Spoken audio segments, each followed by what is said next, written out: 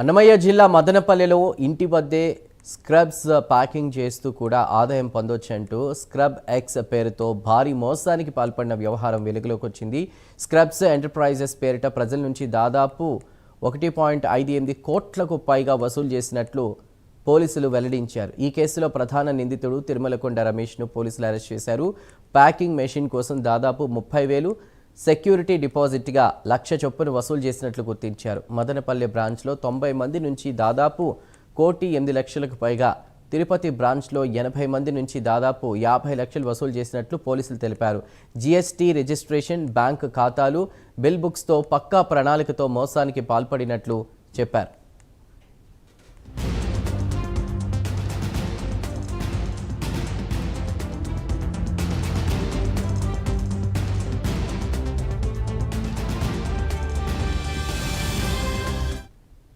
మదనపల్లె పుంగనూరు రోడ్డులో అనుమానాస్పదంగా తిరుగుతున్న తిరుమలకొండ రమేష్ను అదుపులోకి తీసుకుని అతడి సమాచారంతో సంస్థ కార్యాలయంలో తనిఖీలు నిర్వహించారు. 3 ఫోన్పే స్కానర్లు, 2 bill books, packing machine, invoice పత్రాలు, packing material, 12 original deposit buyback అగ్రిమెంట్లు, 3 సెల్ ఫోన్లను స్వాధీనం చేసుకున్నారు. మదనపల్లె 2 టౌన్ పోలీస్ స్టేషన్లో కేసు నమోదు చేశారు. ఇదే తరహా కేసులో తిరుపతిలో రవితేజ్ని అరెస్ట్ చేసినట్లు పోలీసులు వెల్లడించారు. సంస్థ బ్యాంకు లావాదేవీలతో పాటు ఇతర నిందితుల పాత్రపై దర్యాప్తు కొనసాగుతోంది.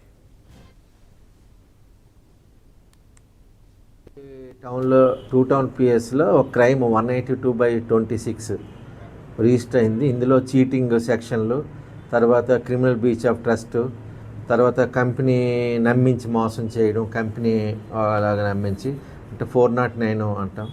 ఇవన్నీ బిఎన్ఎస్ యాక్ట్లో కేసు రిజిస్టర్ అయింది.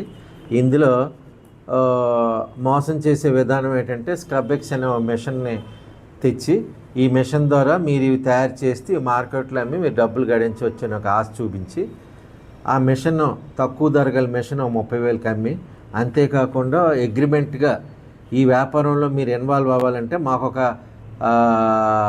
1,00,000 రూపాయలు మీరు ఇదనమాట, అంటే దీన్ని ఏమంటారంటే స్పాన్సర్షిప్ ఇవ్వడానికి 1,00,000 రూపాయలు టైప్లో మనకి రెప్యూటెడ్ కంపెనీస్ గుడ్ విల్ కింద ఎలా తీసుకుంటాయో ఆ విధంగా అనమాట. 1,00,000 రూపాయలు ప్రజలను తీసుకొని వాళ్ళకి నమ్మబలకడానికి ఒక ఫేక్ అగ్రిమెంట్ క్రియేట్ చేసి అందులో ఒక తప్పుడు స్టాంపింగ్ చేసి ఆ అగ్రిమెంట్ ఇచ్చి ఒక 80 మంది దగ్గర, మనకున్న ప్రాథమిక సమాచారం ప్రకారం 80 మంది విక్టిమ్స్ దగ్గర సుమారు 1,60,00,000 రూపాయలు కాజేశాడు.